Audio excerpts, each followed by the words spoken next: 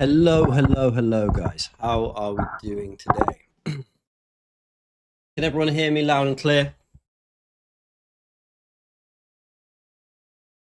Sound okay?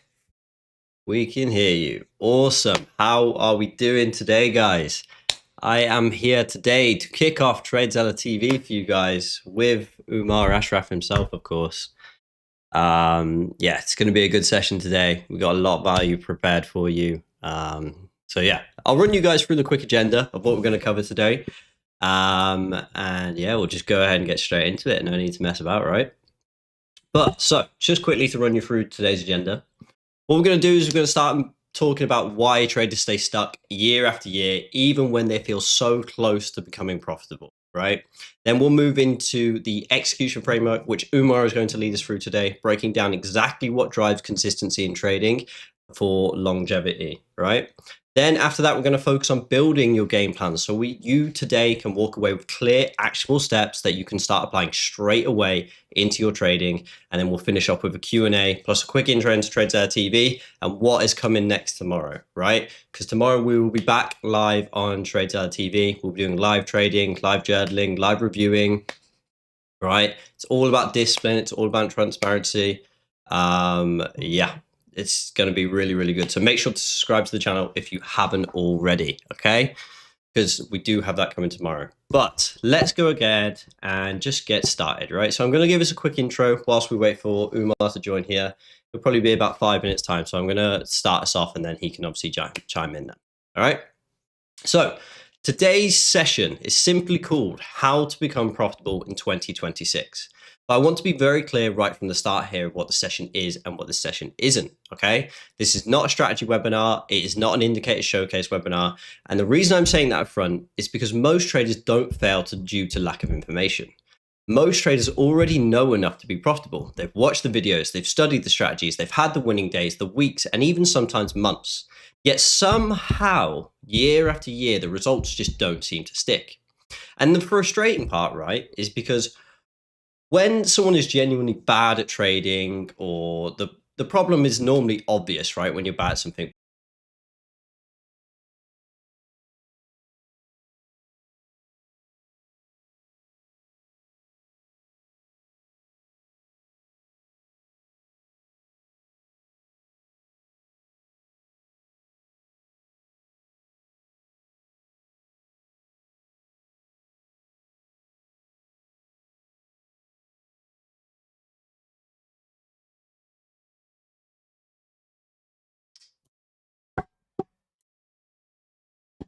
All right, we shall you guys can hear me, right?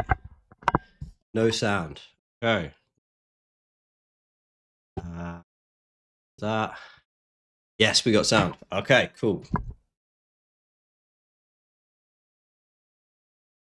Okay, we're back. Thank God for that. Anyway, I'm not really sure where I just left off then, but basically what I was saying, right, is trading gives you enough to basically keep you believing you're close whilst quietly punishing you, right? But what usually happens is you have a strategy you believe in, you see it work, you know logically what you're supposed to do, but your execution changes depending on the day. On confident days, for example, you size up. On losing days, you force trades. After a win streak, rules start to loosen a little bit, discrepancy starts to step in, right? And none of that feels dramatic in the moment. It just feels like trading, right? But over time, that's exactly how traders stay stuck. Not because they lack skill, but because they're operating without a clear structure guiding their decisions. I'm going to ask you all a question, right, in the chat. Do you believe that currently your trading strategy is profitable, right? And just want to see some of the answers that are coming in.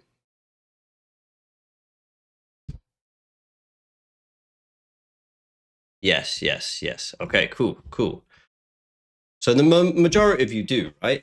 And that's exactly why today's session is so important, because if the strategy is profitable, the results aren't consistent, then the problem isn't going to be your strategy. The problem is everything around it, which in this case is your structure. But let me really simplify this. In my opinion, there are only 5 reasons that a trader isn't profitable. Either strategy itself doesn't have an edge, or the strategy is profitable but is executed in a bad environment.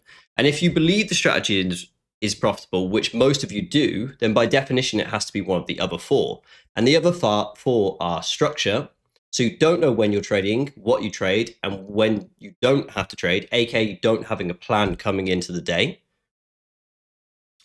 It's your rules, what gives you permission to trade and what forces you to stop regardless of how you feel in the moment, or your risk, how much you lose when you're wrong and whether that's fixed or emotional, or it's your review process, which is arguably the most important one, whether you're actually learning from your mistakes or just repeating them and hoping for different results over and over.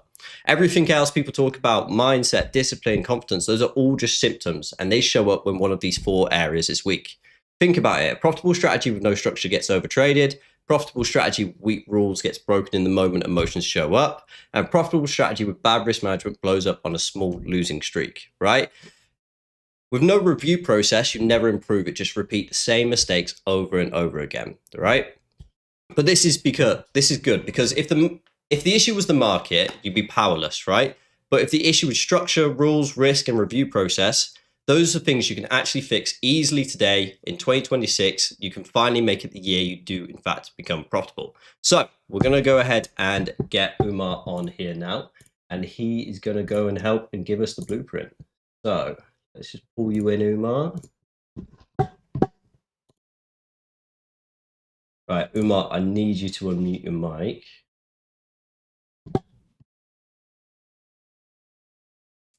Here he is.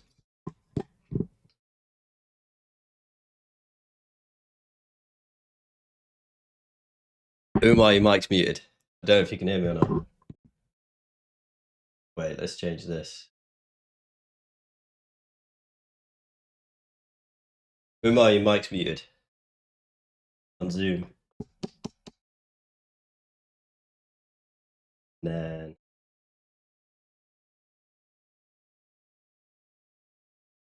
still can't hear you. Always technical issue.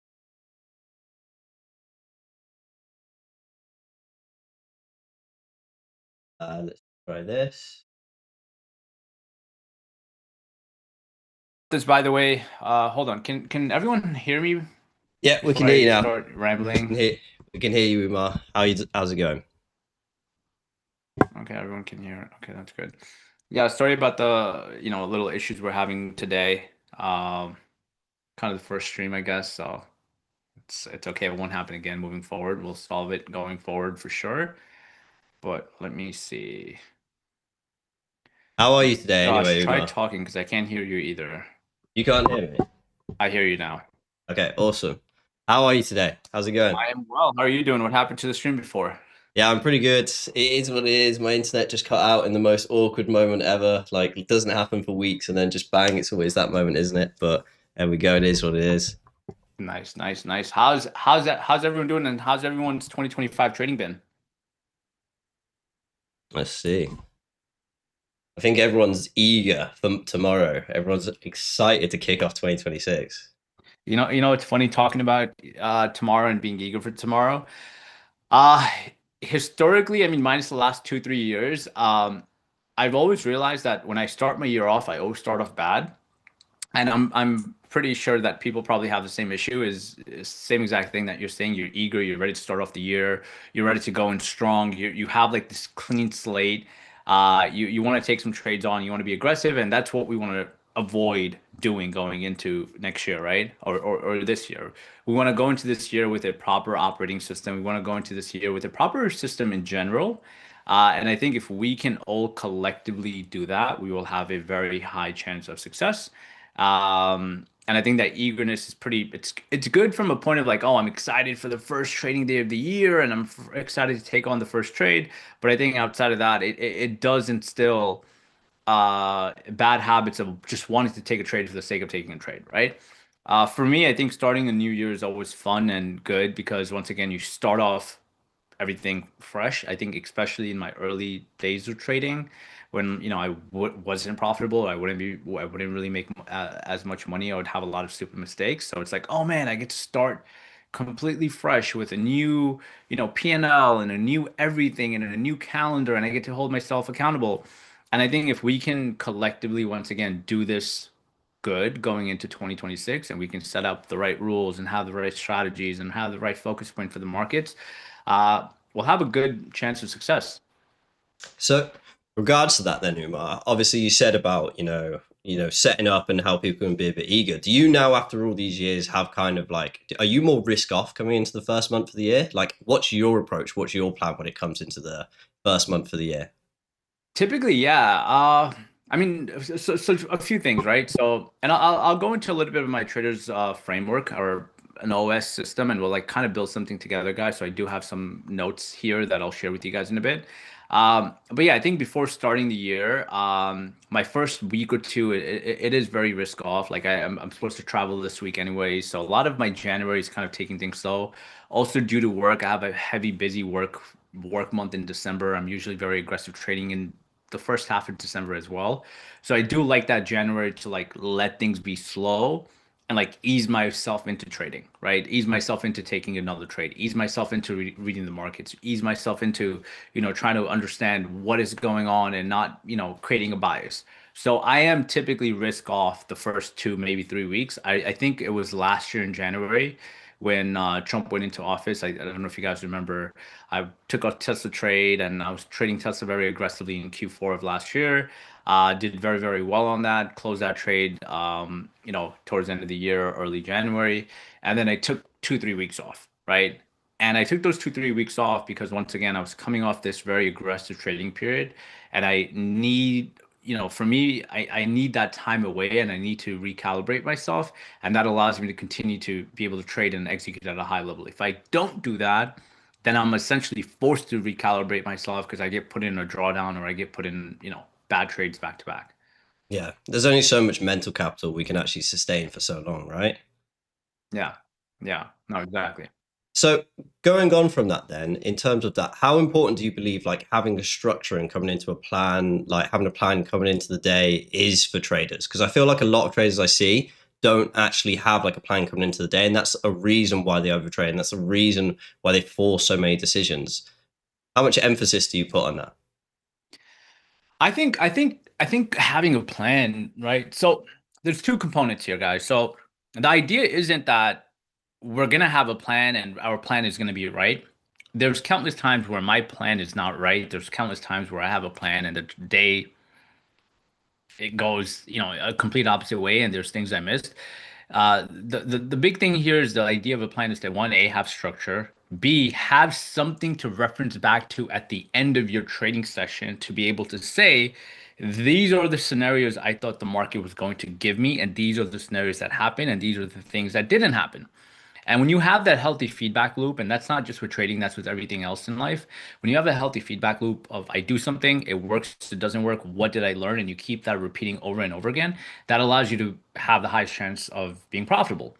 If you don't have a healthy feedback loop and you don't have something to, give feedback to, you're never going to have this loop that you're able to continuously improve. So for me, starting off the week, having a weekly plan or having a weekly write-up, right? So we can call it a write-up, we can call it a memo, we can call it a plan, we can call it either one of those things, but there needs to be some sort of memo or write-up for the week or for the day before you go into the session. And that write-up should have your key levels, your news, your biases, your trade window, what your rules are essentially for the day. If are there any trade filters that you should have that apply? Like there's a major news window today. There possibly may be low liquidity or some chop due to this. I'm at my max loss or I'm in drawdown, so I have to be a little bit more careful. My emotional state, like I haven't been sleeping well the last few days, or I'm going through a lot of things in my personal life, so I have to be a little bit risk off. So having that pre-market memo or pre-market game plan or session, whatever you want to call it, it just allows you to spend those 5 minutes before you go into like war zone where you're risking real hard capital and you get to just reorganize your thoughts and reorganize and gather everything together in one singular place and then come back to it. And then we'll So we'll, we'll go through some of that together in a bit.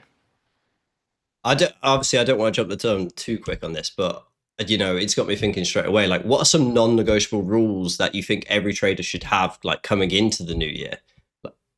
Yeah. So one, I think 100% is, I always talk about risk. I think controlling risk is number one of what is your max risk amount for the day? What is your max risk per trade? I think those two things you should stay consistent. Like, hey, if my max risk per trade is $200 or $100 or $1,000, you need to keep that very consistent. That's number one. Number two, same thing for the day. Hey, if I lose 3 grand on the day, if I lose 300 on the day, I have to call it, I have to end the session there. Now, there is a little bit of a difference that I want to talk about because I had a conversation about a very professional trader around this, and he disagreed with this. And I understood why he disagreed with it. It's because he's once again at that professional stage. I think most people that are at developing stages, they need to have these rules out of max daily loss, max daily trade count, just because if they do go on tilt or if they do have two, three bad trades, it is very highly that you will continue to take bad trades afterwards, and you want to have those guardrails to protect you. So I think risk is huge. Knowing when to end the day is, I think, huge. Keeping a gap between your trades, right? So like if I have a losing trade, I'm not allowed to take a trade after 5, 10 minutes, give or take, depending on the session. I know for developing traders, that's very important because in my early days, I would take a losing trade, and and you'll be in a trade sometimes, and I'm pretty sure people can relate to this. You'll take a trade, you're long in it, you get out, and you're like, oh, I should have shorted it. 2 minutes later, you short it, you get out, you're like, oh, I should have longed it. You long it again, and you start playing these moves that are non-existent for 5, 6, 7 trades, and they're all stupid trades that just accumulate into you losing a lot of money, and then also accumulate you into losing confidence. So having that gap sometimes as a rule, as well is important. But those are things that you want to figure out that you need to implement. And everyone here is going to struggle with different problems, and we want to try to figure out what our problems are. And that's why having an operating system and being able to work around that operating system is very important. Yeah, definitely. I think it's very important to note that, like no two people are the same. Like everyone faces different psychological problems. Like I very much so have very different issues to you when it comes to our tradings. And like we'll trade very differently mentally and strategy wise, right? Yeah. I also know with you, you're a very big advocate of these days anyway, with dynamic risk in your career, right? And that's obviously allowed you to, scale it so to point. But I think a lot of people step into that and they hear that and then they think, oh, I should do that. But I think it comes with experience, right? So can you kind of just walk through like, I don't know, when someone is kind of earned the right to introduce dynamic risk and so it's kind of earned the right to scale? Because I think for a beginner trader, that can be quite harmful. Yeah. So for anyone that doesn't understand dynamic risk, the idea is, for me, if you see some of my trades, you'll see I risk 5,000 on this trade, and that trade I risked 20 grand, and this trade I risked 35 grand, and then I have a day where my risk is 80 grand, and it starts to adjust a lot based on trading environments, my setups, my recent performance, right? For traders to make a lot of money in the market, you have to have dynamic risk, and I'm a strong believer in that. However, I think when you're in the developing stages, it's hard for you to decipher between an A plus setup and like a regular setup, because we think everything is an A plus setup. It's the same thing. If anyone Yeah. here has played poker and understands the game of poker, it's the same thing, where sometimes you'll have a really good hand and that hand is like so strong, and the probability of you winning that round is very, very high because of the hand you have or the cards you have in your hand.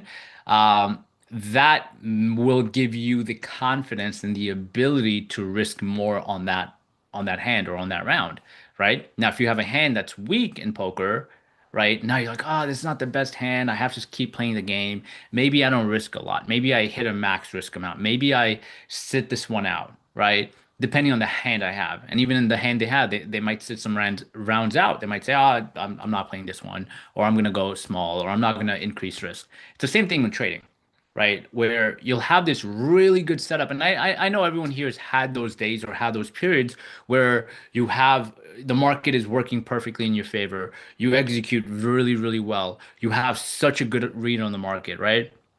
And when that happens and that goes from happening to not happening, you do naturally feel like, oh wow, was I just lucky? No, there is moments in the market that you do have that good read. And the idea is when you have that and you can recognize that, increase risk and become aggressive.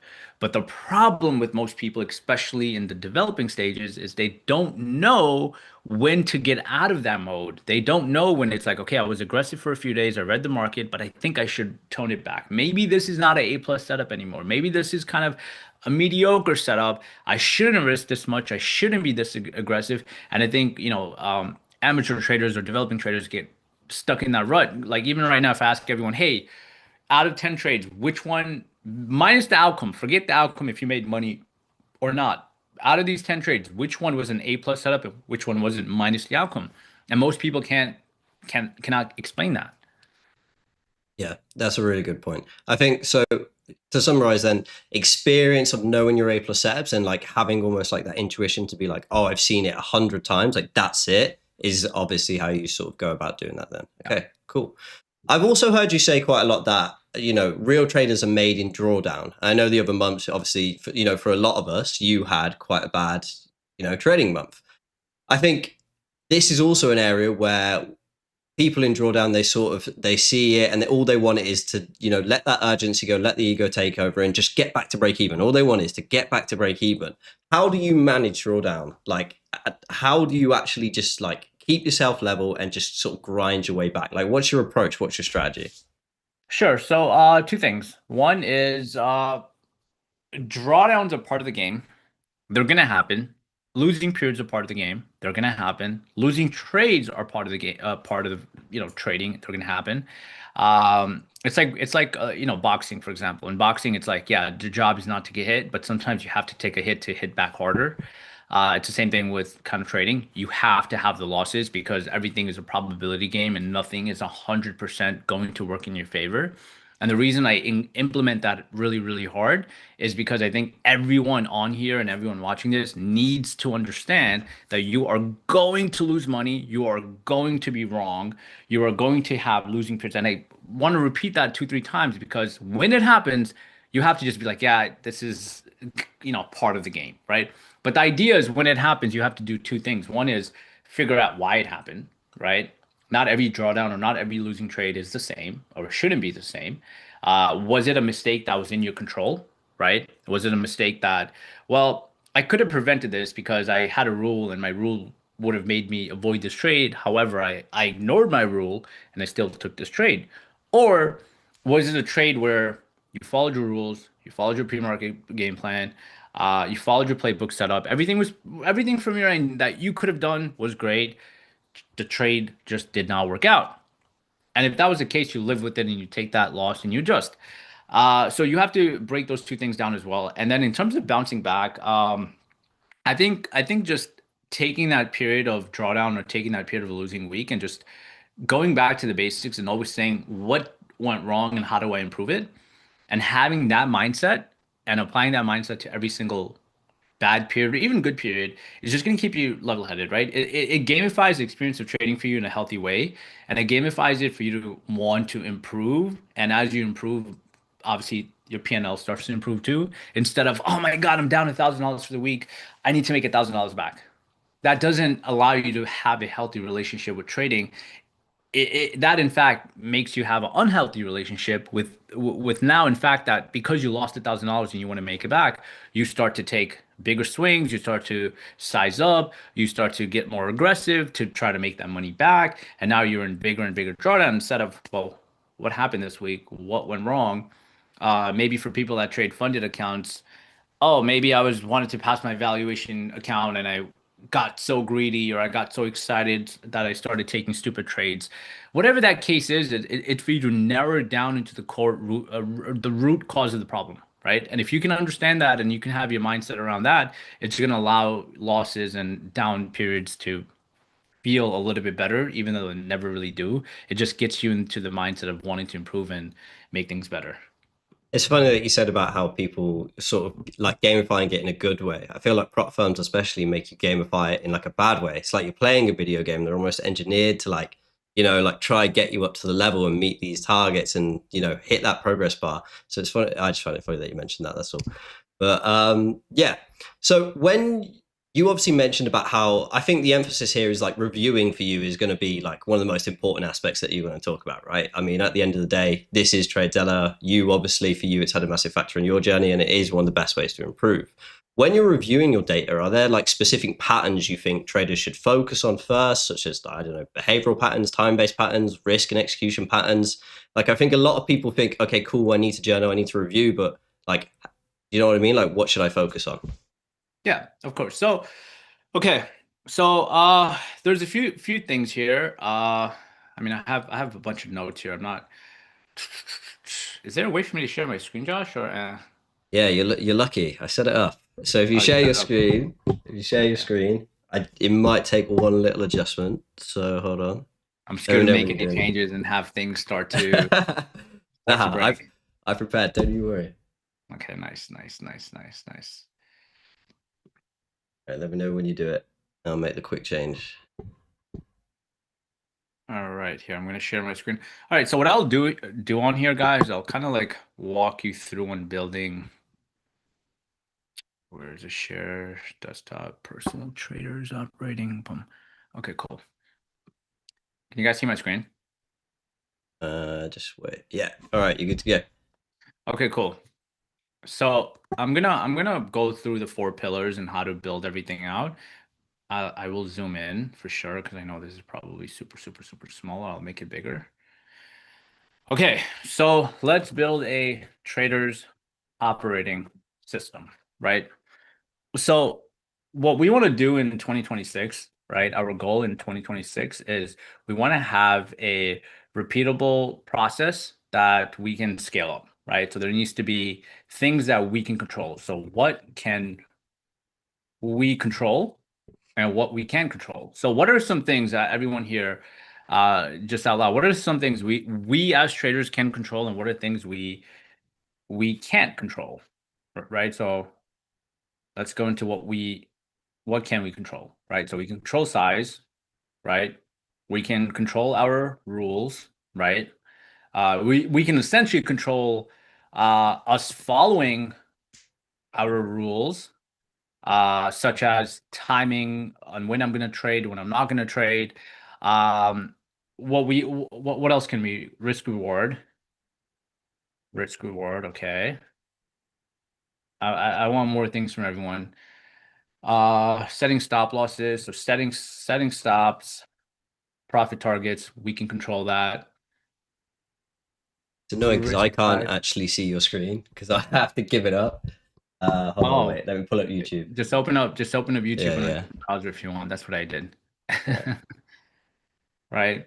What we got? Places. Things we can control, right? Let's just go to some things we can't control. We cannot control outcomes, right? That's as simple as it is. We can't control outcomes. We cannot control if we make money or lose money, right? We can't control that. So if I go into a trade tomorrow, I can do everything right. I cannot control the outcome of that trade, no matter what. No matter what I do, I cannot control the outcome of that trade, right?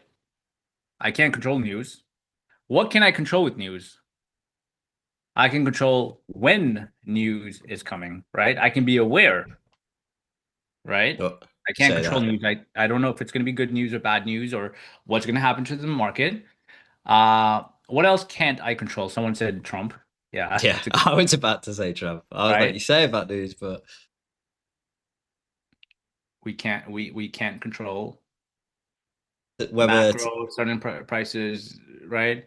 good price conditions, bad price conditions. We can read that though. We can't control it, but Yeah. we can kind of have a read, right? Where we can control a read on the markets that gives us an edge or a statistical edge, right? It gives us a probability that based on this or based on that, there's a high probability that the markets may move. There's a high probability that the markets may stay flat. So we can have a read on that, but we can't have a read on that. We can't control the final outcome, right? So emotions, yeah, we kind of can't. I mean, I would argue the emotion part, but I'm going to keep that out for now. So the idea here is the things we can control. We can control a simple word. We can control inputs. What we put in, we cannot control outputs. The idea for us with the system is whatever thing that we build out, its inputs should control or give us the highest probability for the best outputs. That's as simple as it starts to get. If we have the best inputs possible, we start to have the best outputs. Now, the problem with most people or most traders is they try to control the best outputs. They try to get into a trade and they say, well, I think this trade should go up higher. And because I think it should go up higher, I will put more risk on the trade because if I put more risk on the trade, I will make more money. That is trying to control an output. That is not controlling an input. Traders go into a day and they say, the news is coming out tomorrow. We have job reports. I think the job reports are going to be great. Markets are going to tank. Markets are going to go up. Whatever the thing is, they start to control outputs. They're not controlling inputs, right? So this is like a major shift that I want you guys to really understand of inputs and outputs, that we want to start to focus on things we can control. We don't want to focus or we don't want to think about things we cannot control, right? There's obviously a lot more things here on things we can control, but you guys get the point, right? Now, in order to do this, we have to build a really good, healthy operating system that gives us the highest probability of success to control these things, where we can control and, dictate the things we actually have control on. That will give us the best success to be able to control this part that we essentially can't control, but we can put the right inputs in to drive this forward. So now what does that look like? Now that essentially looks a lot like us having a proper system. So what does that system contain? So there's four pillars on this system. Frozen. Is it frozen? No, right? No, we're all good. We're good. Okay. Oh, I think maybe I was in one place. Okay. So what we want to try to have is we want to try to have kind of, I'll just go heading one. Okay. So what we want to start to have is we want to have a structure. Now, what does that structure look like? That structure should control, the markets you trade, the size, right? Markets you trade should control size. It should have rules, right? It should have your playbook slash strategies, right? Um, it should have your process, right? Of like putting all this together. It should have your success criteria, right? And what do I mean by that? Your success criteria, guys, by the way, is not P&L. Like if I ask everyone here, hey, how was your 2025 trading or how was your December? I do not want you to ever say it was good or bad based on the outcomes. I want you to say if it was good or bad based on the inputs. Does everyone follow that? So the success criteria that we will collectively focus on and that we care about is what were the inputs, right? Because there's times where you can have really bad inputs, and I'm pretty sure everyone here can agree to this, and I can agree to this. I've had really bad inputs, and I was profitable for them all, and I was like, oh, it worked out. Or I was profitable for the day, or I was profitable for the week, but that doesn't continue, right? Yes. Like there's times where, you know, and I'm telling you, I've been through almost every single problem that some of you guys are going through. Some of you guys have been through it, and some problems that some of you guys are going to go through as well, right? So how many times has it happened where you take a trade, it works out really well, you increase your size, everything works perfect. You're like, wow, like why don't I increase my size on older trades? Because if I increase my size on every single trade, I'll make so much more money. Why have I been playing so small? So you continue to do that. Then you keep increasing your size. It works for 2 days, it works for 3 days, it works for 4 days. But in day five, what tends to happen? Boom, everything gets destroyed, right? Because you start to think about outputs, not inputs. So that's why success criteria on inputs is very important. So these are some of the things we want to control, right? And then once we start to control this, we start having a good amount of success. So let's start controlling it with the first pillar, right? And that is structure. Let's think about our structure. So everyone here should have a structure that kind of gives them a guideline of what they're trading, what their daily routine looks like, what their trade filters are, what their whole structure of trading is, what their framework is, right? So structure, framework. Let's think about this in like, let me actually make this bigger. Let's start to think about this in like 10 different ways. So what does this look like? Structure, your framework, right? We'll just call it framework, right? So what are the markets you want to trade, right? And we can all lay this out together. So assuming you're trading futures, you're trading stocks, you're trading crypto, whatever you're trading, let's pick one or two markets only. I would even say pick one if you're someone that's in the early stages. I would pick one market. Let's just say, for sake of this, we say futures. Okay, let's start going here. Okay, we say we are going to trade the futures markets, right? Actually, I'll just probably highlight the screen. Let's say we make it futures market. Okay. Uh, one time frame is a little bit different. Execution window, it kind of depends. So, like time frame wise, how are you looking at the market? What is that time frame that you're narrowing down into? And the reason I go off like one time frame and your final time frame to decide on is because I see a lot of times people that are in their early stages or developing stages, they'll take one trade on a 5 minute, it looks good on a 5 minute, but then another trade looks good on a 15 minute, but then it doesn't look good on the 5 minute, but it looks good on the 15 minute. And then they start to whittle waddle between both time frames and they don't have one direct thing that they're looking at, right? So this time frame thing or execution window thing also comes into like a little bit of like strategy and a little bit of your playbook, right? Like this needs to be this needs to be consistent, right? And I'm not saying take all your trades on a 5 minute or a 15 minute, but I'm saying your framework of looking at your execution and your framework of looking at the markets and your framework of looking at that particular name has to stay extremely consistent. So, for example, let's say I trade ES. Okay. As I trade ES, I'll just copy and paste this just so we can be right. Let's just say I trade ES. ES is what I trade. And as I trade ES, the way I'm analyzing it is obviously I'm, doing top-down analysis. I'm looking at my weekly levels into daily levels, and I'm going all the way down to, let's say, a 5 minute window.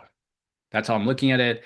What I'm looking for is I'm looking at order flow for execution, right? And then market structure to understand what the key execution points are, what the key inflection points are.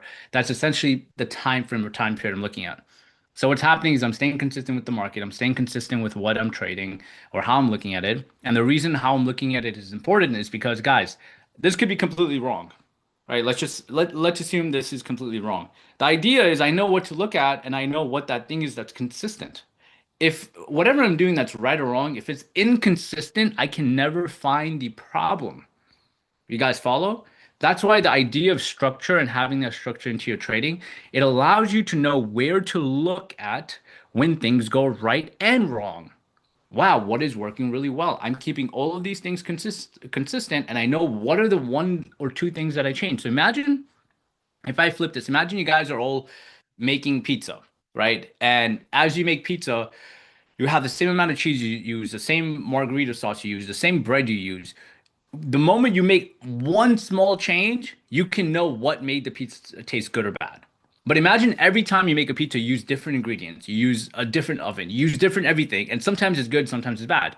So then when the outputs are good or bad, you don't know what the inputs were to make it good or bad, right? So that's where it's like and then when you change one thing, let's say you use one oven and then one day you're like, okay, I'm now going to try a new oven for a week. Now, if it doesn't give you the same outputs, you're like, oh, okay. I see what the problem is there. I see what's actually becoming an issue here. So that's where it becomes a little bit different. And Josh, if you have anything to add on, more than open to. Sorry, I was just moderating the chat. So, Okay. sorry, there's just loads of pizzas going in the chat now. That's all good. Cool. Then define best conditions you want to trade under, right? Hey, I like to trade. I don't like to trade in range, right? I like to trade when the market's trending, right? I don't like to trade in crazy volatility. I like to trade when the market goes from a ranging market to a trending market. That's what I like to trade, right? So if that's what I like to trade, what are, once again, it goes a little bit to my playbooks. What does my playbooks need to look like for this to work out? Because same thing as I gave you guys the example of the pizza situation, right? Is if you trade perfectly and you do everything well and it works really well in a trending market, it may not work when the market's flat. You may lose money. So now when you try to apply the same concept or the same approach to a flat market and you lose money, you start to go, oh, it's my trading. I don't know what I'm doing. It's this thing that I'm doing. You start to introduce the unknowns to your trading and you start to flip everything. So if you know what conditions you want to trade under and what the conditions look like, and this is going to take time to be able to read conditions, to be able to understand market dynamics, right? and what are the things that the market cares about? What are the things that market is gravitating towards? What is that big news event that's happening right now that the market is driving good or bad towards? What is the anticipated event that the market cares about? Why does it care about that?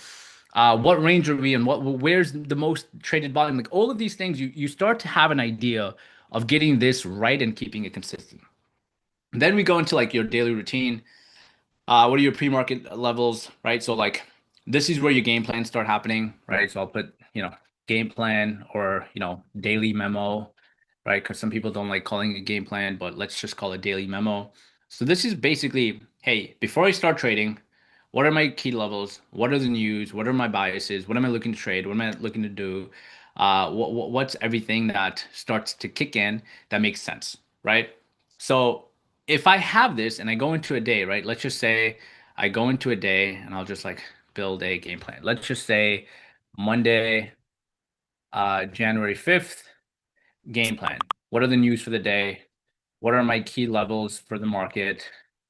And why, right? Like I need to have some formulation of a thesis around the market. What are the scenarios that I think are going to happen? And this is one thing I like to do. I like to know that, hey, if we break out of 4,200, there's a high probability for us to continue into 4,250, and this is why, and this is what I need to see in 4,200. And if I see that, I'll maybe participate in the long side. If I don't see that and I see a big rejection around 4,200 and I don't see we can maintain that level, then I might start to sell off around that key point, right? So like your scenarios have to exist for you to be able to optimize for both sides, right? Then your trade window, right? On your trade window, what are you doing then? Am I trading, from like 9 a.m. till 11 a.m. In that trade window, what is happening? What am I looking for? What are the key things? Am I done at 11 a.m.? Okay, I'm done at 11 a.m. Now, obviously, that's not the case every single day, which is okay. But if that is the case, how do I adjust from that? Then we go a little bit into, when you're live trading, what are the notes you take, right? One thing I can tell you guys going into next year is when you guys are live trading, there's two things you can do that are very impactful. That were at least very impactful for me is number one, write stuff down while you're trading. You can take a piece of paper and write stuff down. In terms of I'm looking to go long at 4,200. For me to go long, I need to see this and that to happen. You can take notes, or you can just talk out loud to yourself. That's it. The reason I say that is because when you guys are in war zone or wartime, uh, also known as your trading, right? Your mind starts to play a lot of tricks on you in the moment, and you start to think a lot about different things in your head. Oh my God, if I buy it at 4,200 and I buy five contracts, should I buy five? No, I think I should buy 10. It looks really good. You start to convince yourself of the thing that you want to happen because you are on that side and you start to have a bias. So, for example, if you want to go long on something, your brain will trick you and give you every reason why this will go higher and higher. And because your brain is tricking you on why this particular, instrument stock, whatever it could be, it's going to go higher, you want to now size up, right? You now go, I should size up more because this trade looks really good. So your brain starts having a lot of chaotic thoughts, and anything you want to do, and this is not just trading, it's everything else in life. There's like a word, there's some bias word for it. I think it's called confirmation bias. That when you want something, right, or when you want a certain outcome, your brain will give you every piece of information for that outcome to make the most amount of sense for you because it doesn't want to think about the negative, right? Where some people have the opposite. Some people, when they have a good outcome, their brain plays tricks on them and they thinks about all the negative stuff. And that negative stuff is, oh my God, if I'm wrong, I'm going to lose money. If I'm wrong, this is going to happen. If I'm wrong, that's going to happen. Those two personalities, depending on who you are and, what you go through, one of those things are going to pop up. And the way to combat that is just writing it down and writing down what your actual notes are in that point. I don't know if Josh, you have that or you have that Yeah. happen sometimes.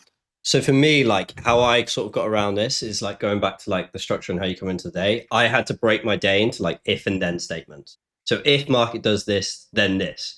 And I literally sometimes I'll come to the day and I have like 10, 15 different if then statements about what the market can do. And it kind of has to match up one of those, but I'll like go to the furthest extreme. So I'm always prepared for like every sort of situation that happens. But yeah, the talking out loud thing is definitely something I do a lot. Like sometimes I'll find myself talking myself down. I'll be like, no, what are you even thinking, you idiot? Like, shut up. Just go back to the plan of what it says to do. So yeah, definitely a massive thing for me. So much so that I have a little pen and paper on my desk and I have to like tick off my things before I go through it. Yeah, I have so many stuff that sometimes when I get very chaotic mentally in positions or size, I have to talk myself about that trade from a logical point of view. Like there's times where I've been in positions with a lot of size, and mentally as humans, you think about, oh man, I'm in X amount of contracts, or I'm in 500 contracts in SPY right now, or 600 contracts. You start to do the mental math, right? As much as Yeah, we of course. avoid trying to do the mental math, everyone's gonna, start to do it. We get Uh, good at it as well. We do it so what's often. that? We get really good at it as well. We do it so often. We're Oh working out yeah, how oh yeah. we get quick. We're like, oh, that's that. Yeah. It's actually dangerously good of how well the mental math works because you go, okay, if this moves up 10 points or if it moves up this much, I'll make this much. But if it moves down this much, I'm gonna lose this much. That's where your judgment gets clouded, right? There's actually a book, by the way, I think everyone here should read. Let me find is it here? Hold on, give me a second. There's a book. There's a book for this. Hold on. Guys, I'm sure you can imagine Umar reads a lot of books. Like, look at that Yeah. bookshelf behind him. When I first joined TradeZella, I said to Umar, I was like, "Give me like the top 10 best trading books you know." And he gave me like this assortment of books, and yeah, they were bangers. Yeah, so this is a really good book, right? So it's called Oh, The Inner Game of Tennis. yeah. Literally went to go purchase this the other day. I heard about it on a podcast with the guy that does Atomic Habits. He was talking Yeah, about it. Yeah, yeah. It's a really good book. I think you were mute. Did you go mute? me. Oh no. Sorry, I thought you were gonna tell them about what the book's about a little bit. Yeah. So this is the book. So it's not really about tennis. It kind of explains things around tennis, but the idea of it and it goes a lot to trading performance, where a lot of it, like when you compare really high performers to people that aren't high performers, be it in sports, be it in trading, be it in anything, there's a mindset shift, right? So when you play, let's say basketball, right? A high performer versus a non-high performer is going to be like this. A non-high performer is going to go, be like, oh my God, I'm going to take a shot. Is it going to go in? Is it going to miss? What's going to happen? Blah, blah, blah. That's a non-high performer. A high performer isn't thinking about the shot going in or not. The high performer is just doing what they typically do and controlling the things that they can control. And they take the shot the way they can without the thinking of the outcomes. Why? Because that doesn't block their judgment into or their flow point of taking that shot the way they should. It's the same thing in trading, right? Because how many times in trading have were you guys in a trade where you start to think about the outcome of the trade instead of managing that position and doing the things you can do and controlling the things you guys can control? So that's basically what the whole book breaks down, and obviously in a lot of different concepts that I think is very impactful for trading. That when you're trading and to be able to be a high performing and high executing trader, you need to just be able to get your mind into that zone to be able to think about what's in front of you and not think about the outcomes, not think about, oh my God, if this goes down, what am I going to lose? If it goes up, what am I going to make? And you just kind of lock yourself into managing that position. And then obviously if the trade doesn't work out, you go back, you're like, okay, what did I miss? What did I not miss? And it's the same thing. If you look at professional athletes, right, that spend hours and hours and hours a day practicing their skill set. So if you look at basketball players, they spend so many hours, so many years just shooting the basketball, right? If you take Stephen Curry for people that watch basketball, how many shots does he miss? A lot, but he also makes a lot, right? So he can't always get caught up in like, oh my God, I missed a shot. The idea is you take a shot, you missed it, you let go of it, you go on to the next shot. You miss that shot, you keep taking the next shot with the same structure, the same format, same approach over and over again, and that's how high performers in everything, not just trading or sports, but everything in the world are able to perform at a high level. And in trading, what starts to happen, and once again, everyone can agree to this, is in that moment, your thoughts get hijacked, and that leads you to terrible, terrible outputs. 100%. I always thought when I first got into trading, and like how that whole thought process you were just talking about, I always thought it's just traders that go through that. But then it wasn't started till I started hearing about like like high level athletes and all that kind of stuff. Like the crossovers mentally and the same like kind of mental journey you go on is actually crazy. Yeah, no, it actually is. And that's where it's like if you can get yourself into that flow state continuously, you'll have the highest level of performance. And for me, like I said, writing things down or talking to myself about that day, about that trade without the possible outcomes is actually really good. Also, someone said the best loser wins. Yeah, that's also a really good trading book. I have it somewhere here. I don't know where. But that's also a really, really good book, which the concept of it is very true. In order to become good at trading, you have to become very comfortable and very good at losing.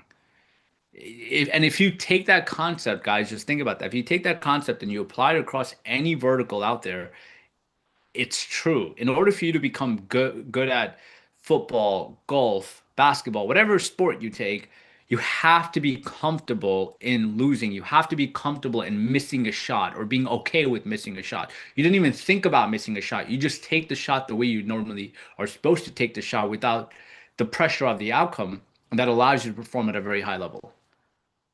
Yeah. For those that are asking, I've seen a few people ask. The book was called The Inner Game of Tennis. But Umar, I know that you're obviously in a bit of flow state right now, but I do have to rush you along a little bit to go through the structure just because we are on a time frame. Oh, sorry. Cool, cool, cool. Okay. So yeah, so that's the structure here, and then I think daily routine, as I said, same thing with the post market recap, the 3 minute recap. What does the recap look like? You can spend 3 minutes, you can spend 5 minutes, just have something. And I put 3 minute here is because I know some people hate doing recaps. If you want to just start off with like, hey, I just need 3 minutes, maybe that allows you to have a good framework around it. Obviously, I think this takes longer than 3 minutes. It's more of a 10-15 minute thing realistically. But like I said, because people hate recapping their trades or recapping their day, having this mental time frame, oh, it's going to take 3 minutes is pretty good. And what I would look at, honestly, is I would look at my pre-market plan, right? What actually happened, right? And was there anything I need to improve? And typically there is. There's anything, what did I do good? What did I do bad? What needs to improve, right? From the pre-market game plan. And once again, your pre-market plan may be messy. It may not be the best. You may have missed something, and that's okay. The idea here is for you to take that healthy feedback loop and improve. Same thing with what actually happened with your executions. Hey, my rules that I had was, risk $500. I risked 1,000 on the trade. Why? I said I was going to stop trading at 11 a.m. I sat on my computer until the end of the day. Why? Right? So you need to challenge these things and go into the why. Not that, okay, I'm not going to do it again tomorrow. So if you say I'm going to risk 500 and you risked 1,000 and you lost 1,000, don't say, oh my God, I'm such an idiot. I shouldn't have done that. Let's go deeper and let's go, well, why did you do that? Right? And this is the important part. That's why I always say go into the why. Like everything is why, why? Why did this happen? Why did I do that?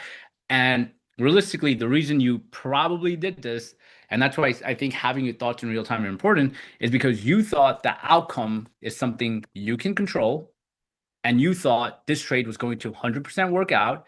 And because you thought it was going to 100% work out, why would you risk only 500 when you can risk more and make more? That's why I did that. Oh, okay. So I need to start letting that part go. And that's why I keep going into the why on things are important because a lot of times, a lot of traders, they just put band-aids on issues. They go, oh, I said I was going to stop at 11 a.m. Okay, I'm going to try tomorrow. No, why did I sit until 4? Why did I sit through the whole day? Oh, it's because I was red for the day and I would try to make it back.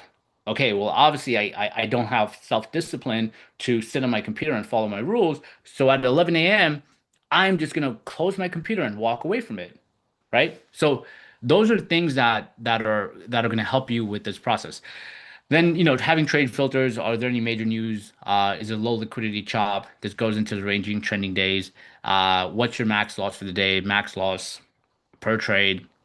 Are there any factors you should consider? tilt, poor sleep, emotional state. I carry a lot of yesterday's notes into today. So, for example, if let's say yesterday was Monday and I was on complete tilt, I didn't trade well, I'm trying to recover from a drawdown or a losing week, I am going to carry that over into this week or the next day. And I'm going to keep that at the top of my list of being aware of how I'm processing things and how I'm thinking and what my why is into the reasoning behind all of these bad trades. And then I have to get myself out of that. Hey, I'm in drawdown and I'm trying to make this money back, and that's why I'm taking these trades and that's why I'm sizing up.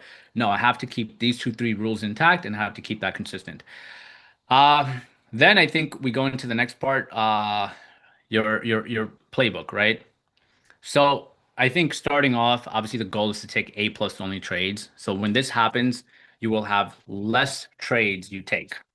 That's just a given. You're not going to have A plus trades essentially almost every single day. If you do, great, phenomenal. If you can prove it for 3, 4 months consistently, great. I know naturally there's people, no, I have an A plus setup every day. Then if you have A plus setup every day, you should continuously be making money every day unless you can't execute. So there's no right or wrong. It's just if you believe something is true, your data has to back that up. That's simple. Um, A plus meets every condition, no forcing, clean execution. Anything else is noise, right? So like, what is your A plus setup? So if you come to me and you say, I have a strategy and I have this thing that's really good, my questions to you are going to be, under what market condition does this strategy work well under?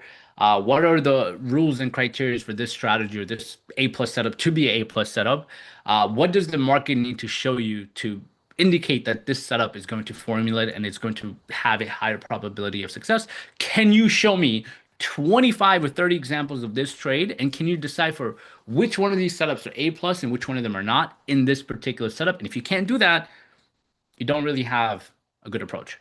And in that, you set up rules. What qualifies? Trigger. What must happen for this setup to happen? What is the context, right? I always talk about context. What must be true? Market is, let's say, ranging. And for the market to be ranging, it needs to be breaking out of this key volume zone. What makes this invalidated? What makes it wrong? What is my target? What is my exit strategy here, right? Because you want to have some sort of exit strategy.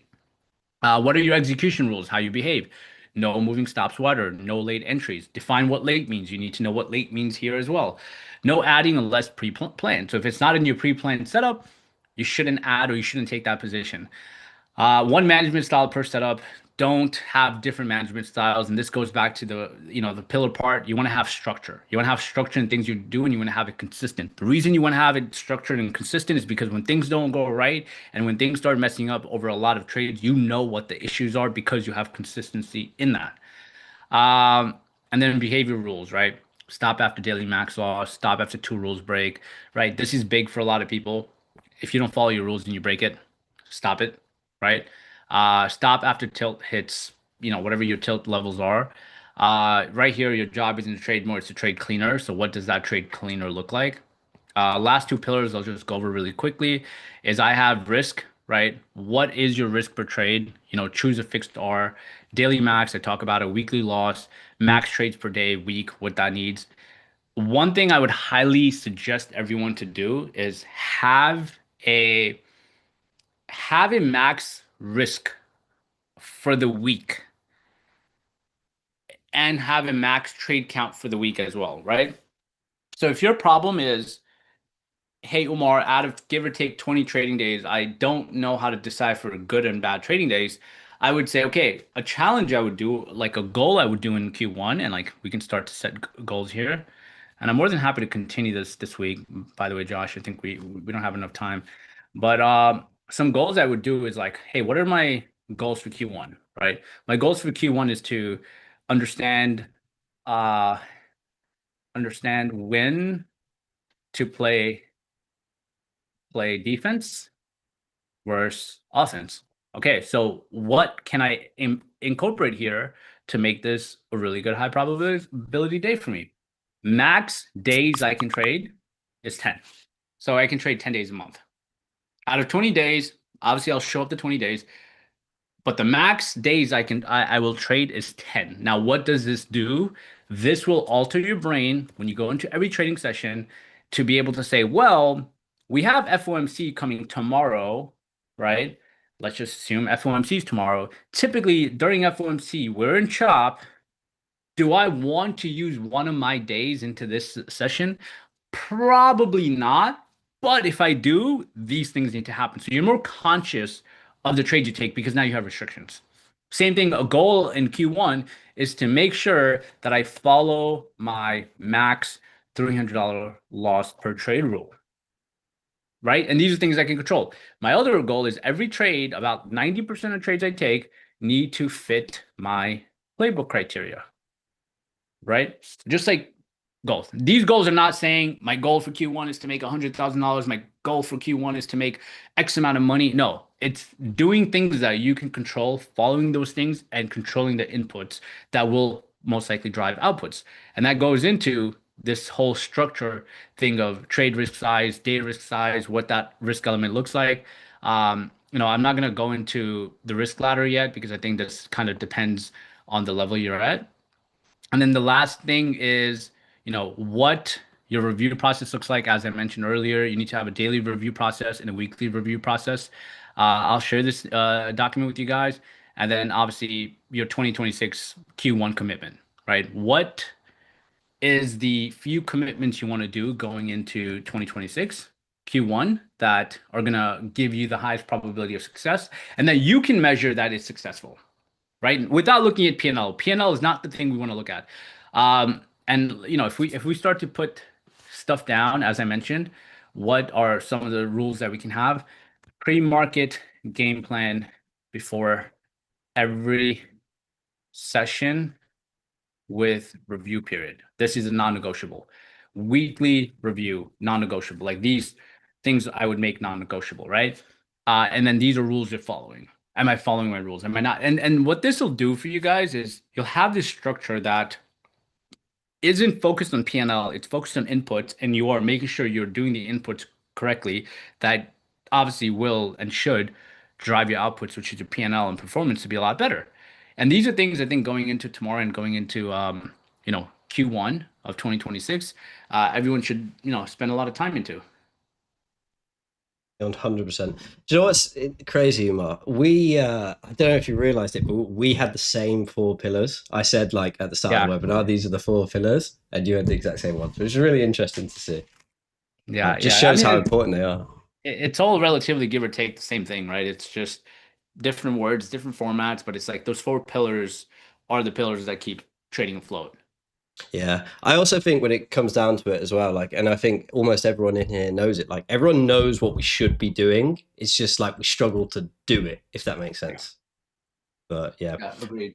All right, awesome. For those asking for this document, Umar, can we get it and then we'll pop it in the Discord for everyone? Yeah, yeah. I'll share with you after, and you can post it in the Discord. Awesome. All right. Are we all good on that, Umar? Do you want to wrap into a Q&A and come back to Yeah, this, we or can you do want to carry Q&A. on? Yeah, let's do it. All right, all right. So as I say, guys, we're going to do a Q&A now. So go ahead, ask all the questions that you want to ask, and we will go and do it. The one that I've seen pop up about 50 times now since you spoke about books is, what are your, let's say, they're asking for top 10, but let's go with top 5, keep it easier for you. I think trading wise, top 5 books. I have a book. It's called Mind Over Markets. I probably have it somewhere here. I don't know where. Um, there's another book, Think and Slow, Thinking fast and slow. Thinking Fast and Slow. It's a really good book. I read that many years ago. That was Yeah. a good book. It just kind of gives you a breakdown of how we humans think and how we process things in level one thinking and level two thinking. I'm trying to think what relates to trading I there. actually I actually Yeah. don't think like trading books are relevant. I think like figure out what your issue in trading is and then like read a book about that and it will solve your problem in trading. Like if you have an ego problem, read a book about ego. Yeah. Ego is the Enemy is a good book. Uh, yeah, I mean, I don't know directly, but I think the best experience you'll get is obviously trading and incorporating stuff. And the best book you can learn from is your own book, and your own book comes from a healthy feedback loop and knowing how to iterate that feedback loop day after day, week after week. And if you're able to do that, you'll have this book of your own self. Obviously, other books will give you great ideas and great stuff like how we as humans think and how we process things and how we have different processing abilities that probably hinder our viewpoints and things. But in terms of like trading stuff, like mind over markets is a good one because it does explain volume profile, market profile, and how transactions happen and a little bit about order flow. So there are books around that concept really well, that I would probably be more interested in reading than like most beginner trading books, to be honest. But yeah, I don't know what my top five would be. I have a ton of books that are in my head right now. Read way too many books to give top five. Yeah, I mean, I've also, yeah, I've skimmed, like, I read, like, I have this book that I'm reading again. It's like a No Rules Netflix book. It's like a business book about culture. But I have like different, like, even all these books back here, they're not like less than 1% are trading related, 4 or 5% are maybe like psychology, and everything else is kind of mixed around. Okay, awesome. Kimi Maro says, any advice specifically for break-even traders? How was your journey from near break-even to consistent profitability? So break even is a good place to be at in my opinion, but I go into the question again of like why, like what is it that's keeping you break even, right? How long are you at break even?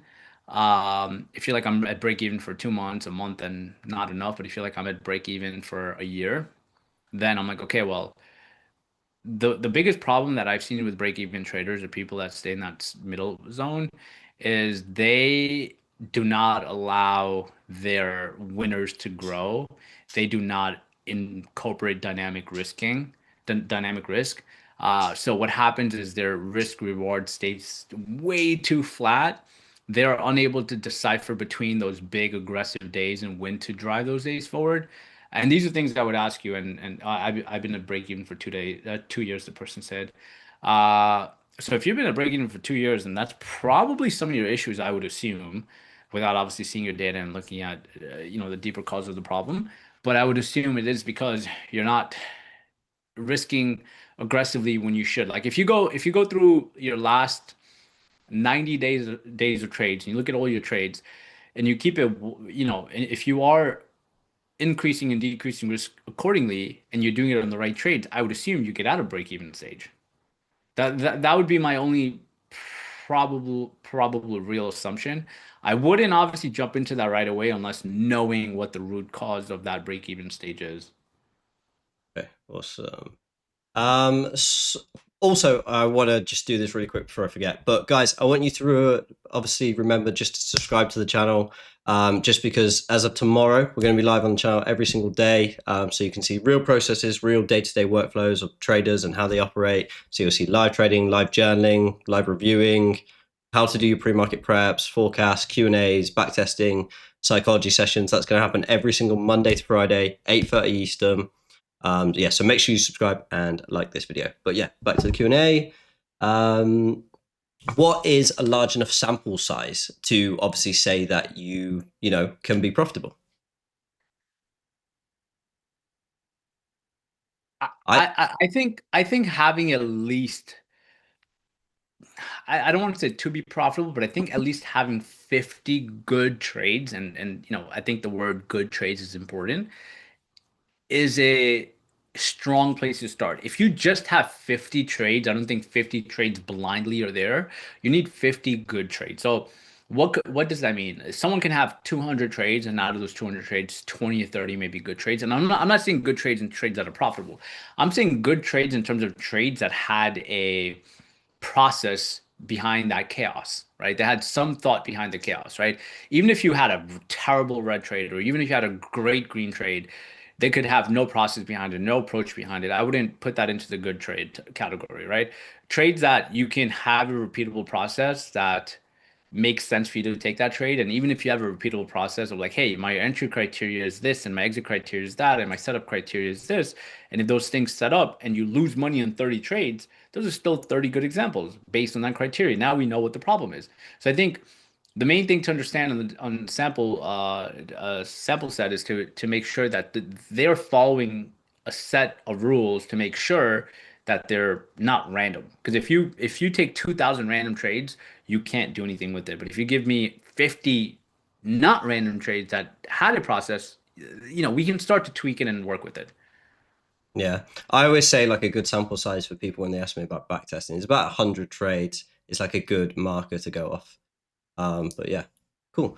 What do you think like in terms of that topic, just to stay on it a little bit longer, but like at what point do you adjust the strategy? Like what point do you realize, okay, I'm doing this enough, I'm reviewing, I'm doing everything correctly. Like what point is the strategy the problem? Like when do you strategy hop? Because I know everyone says stick to one strategy, don't strategy hop, but at what point is that justifiable, do you think? Because I think that's quite a controversial one.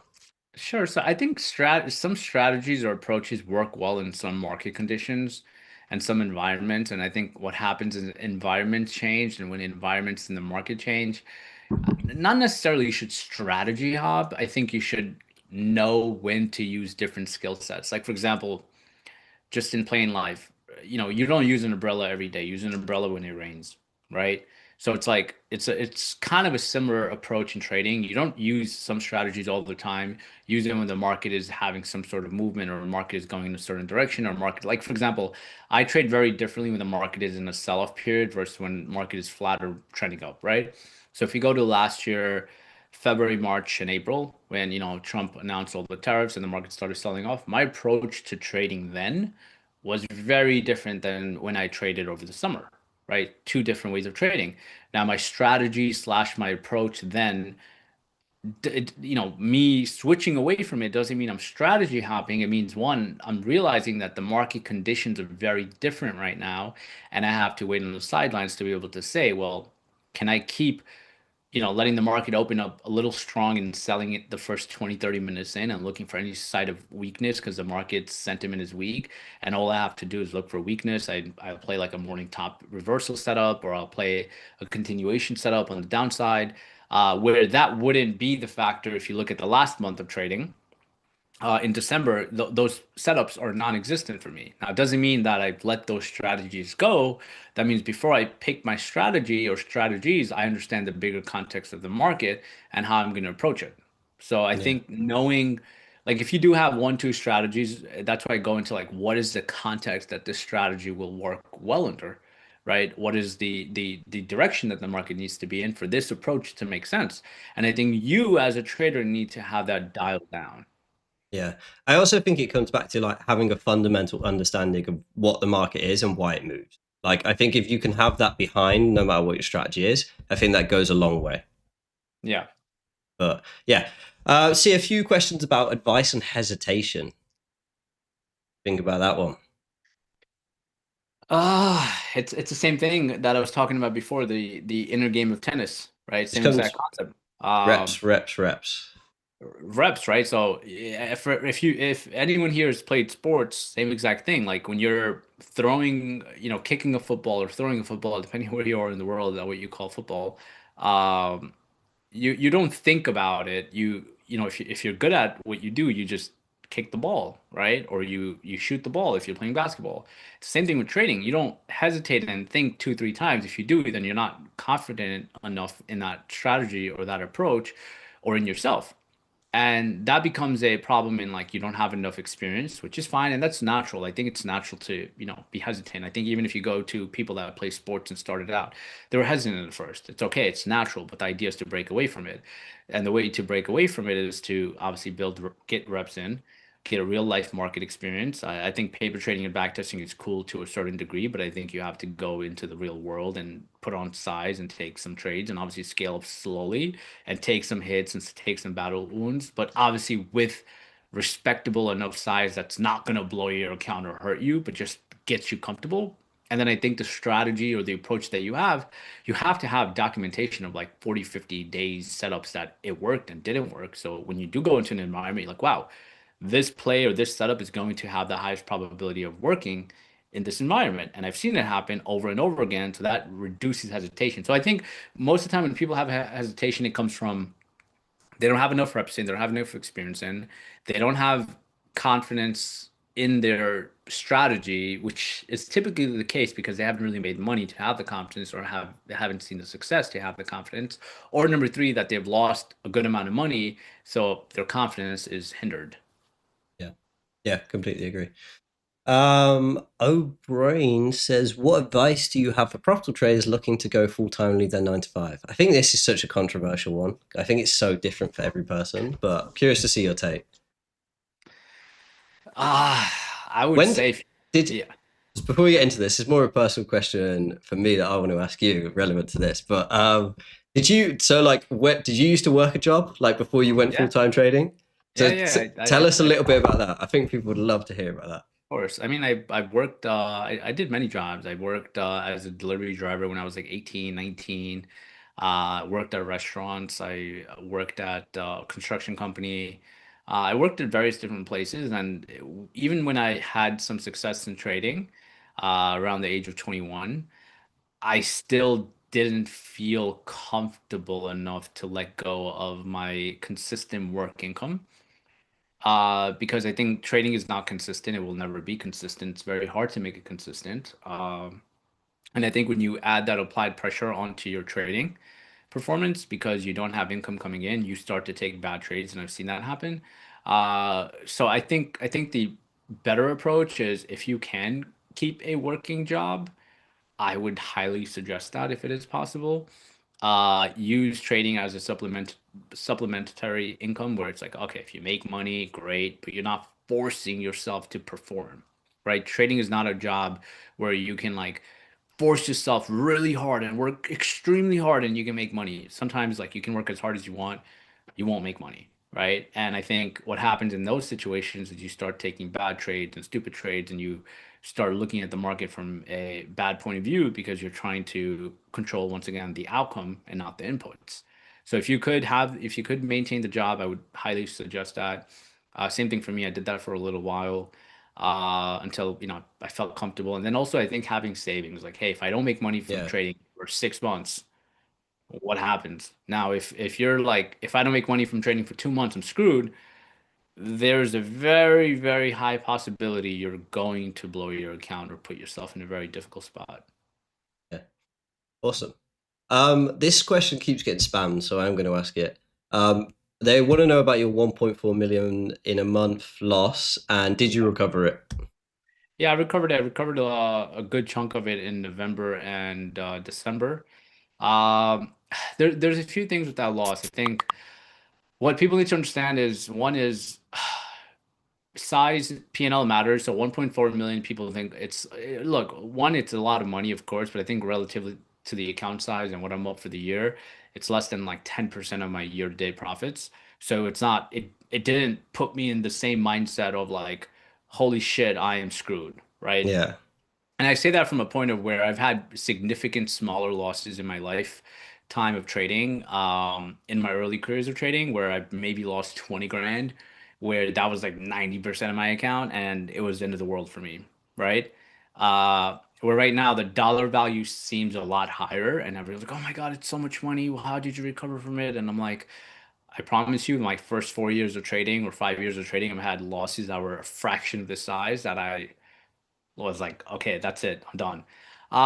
So there's a few things.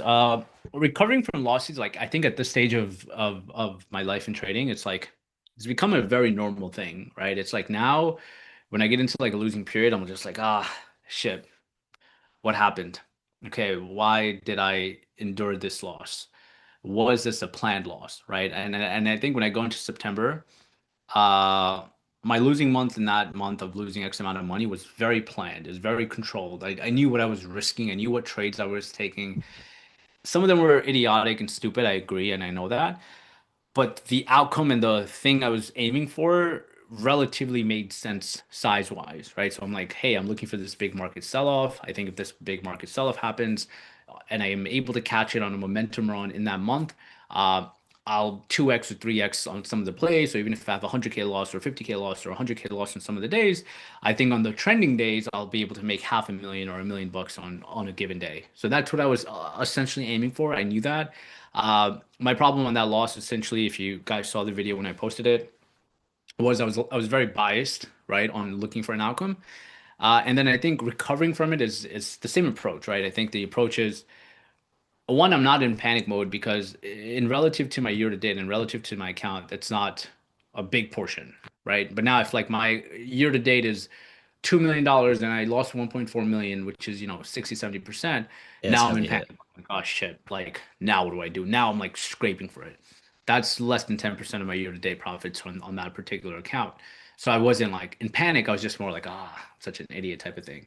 Yeah, In terms of recovering, once again, it's the same thing. You go into the why. Why did this happen? What was I looking for? What was I aiming for? And the crazy part about that month, September, is I took a week off after September ended, and I was like, I'm not going to trade. And that, I think Friday, the first Friday of October, or first Thursday of October, if I remember correctly, market started selling off. And I'm like, oh shit.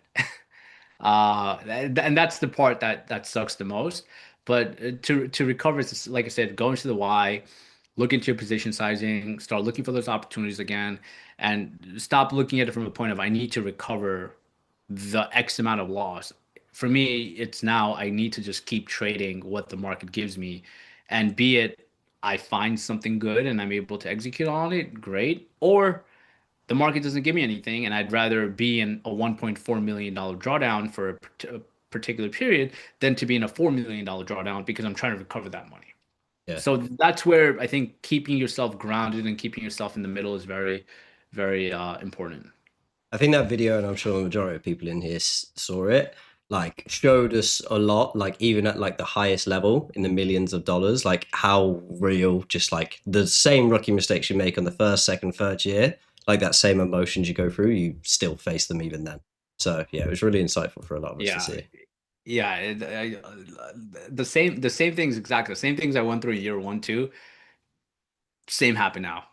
Yeah. There, I'm telling you, same exact things. I will come to my computer screen some days.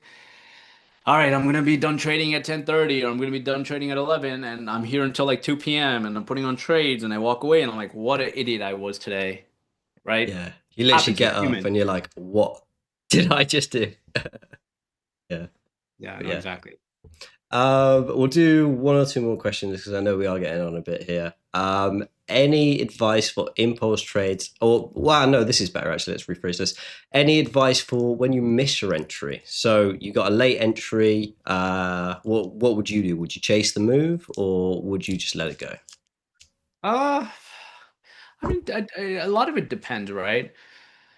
So I think for developing traders, if you missed your first entry, I would probably let it go.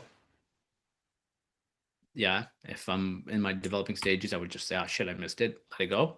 I think for me, when I have a trade set up and I miss it and I look at it again, I will look at it as a new trade and I will ask myself, if I was to enter here, does the risk and reward make sense? If I enter here, does this trade have room to move up or in my direction or in my favor more? And then obviously, is this a good entry point? Or will I enter this trade and I will face some messy drawdown for this trade? And even if I make money on it and I'll maybe be in drawdown, where does that drawdown period go to? Is it worth it? And then if I'm kind of like in the middle of it and I really want to be involved in that position, I'll just go in very small size. It's the same thing. Now it's not an A plus setup. Now it's not a phenomenal setup. Now it's just maybe something I'll get involved in just to say, okay, I'll go in small size, I'll feel it out. If the trade starts moving in a good place, it starts getting to good entry points, I'll go in heavier and I'll double down there. But once again, that's like me now. I think for developing traders, if you missed out on a trade, it's very hard to disconnect from what the outcome would have been if you got in at that particular point, and that I think messes a lot of traders up. Cool.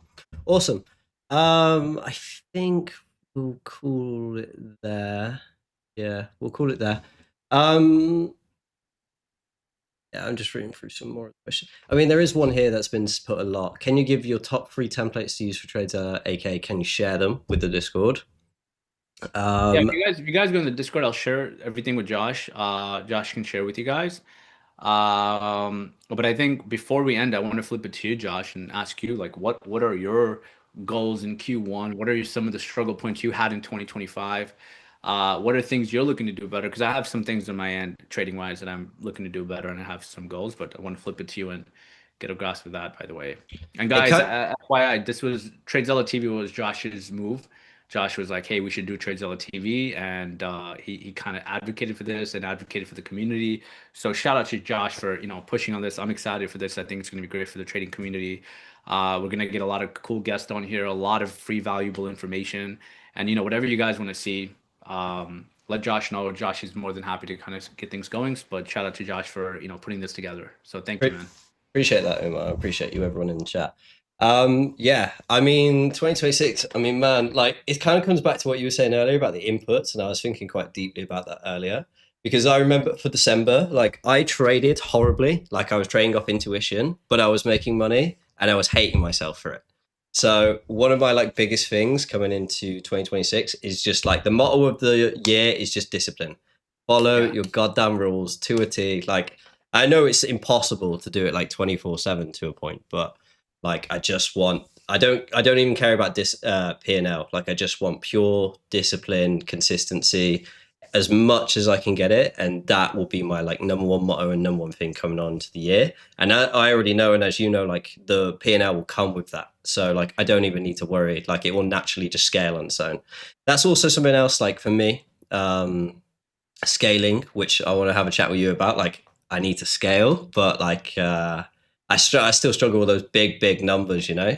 Like Yeah. I'm trying to get over those like really big numbers. I'm like shit, like damn, like I used to work like a year for this kind of stuff. So like Hard. it Yeah, scares that's the shit hard. out of me. So yeah, that's something else I need to work on for sure. But yeah, guys, back to what Umar said. Like Trader TV, this is not it. This is not a one and done. We're gonna have loads of people live trading on every single day. Like it starts tomorrow, 8:30 a.m. I will be live trading it all day. I'll be showing you how to review, how to do all this stuff. You'll see how I trade. We'll have guests on. We've got Newman from the Trader team as well. He'll be coming on. So yeah, as I say, anything you guys want, all that sort of stuff. But yeah, I appreciate you all being here. Appreciate you, Umar, for the time. Any last words of wisdom? This is a question that keeps coming up. What advice would you give to someone in their first year of trading? And I'm sure you've probably been asked this question 100 times, but on every podcast. But we'll go with it again. Yeah, I think it's just don't focus on the money. I know it sounds cliche, but it's that's the only way you're gonna make it in this game is just focus on the process, focus on once again the inputs, make the inputs and things you can control as the best of your ability you possibly can, and just continue to look to improve and be a good trader. Don't look to make money. If your North Star is to make money and to make a lot of money, fine, great. But thinking about making money and thinking about going into a day of just money is not going to help you make it in this game. You have to just love it and appreciate the craft that goes behind it because there is a big craft, and the craft is not just you waking up and buying at a particular point and selling at a particular point, making money and walking away. There's a lot of work that goes behind it and a lot of internal work that goes behind it too, just as much as thinking through a trade, being able to hold the trade. And there's so many challenges that come with it. Like for me, there's a lot of natural things about myself that I had to change and work on to be able to be profitable in trading, right? Like was not patient at all. I was the least patient person in the world. Uh, Ego and wanting to be right was so big when I first started out. Now it's like you let things like that go. You start to work on yourself. You start to learn more about how you think, how you operate. What are things that tick you off? What are things that throw you off tilt? You start to learn that, hey, health is very important. You need to get your sleep in. You need to get your, you need to go to the gym. You need to take care of these things to be able to perform at such a high level day in and out. And, trading, if you allow it to, it will make you into a better version of yourself if you allow it to. However, on the flip side, trading can also push you to a very, very, very, very deep and dark hole, which Yeah, pretty sure Josh, you went through, I've been through, I think everyone yeah, in horrible stuff. the training world's been through. So shit. Yeah, but that's ultimately in your control. And like I say, if you control the inputs, you'll be okay.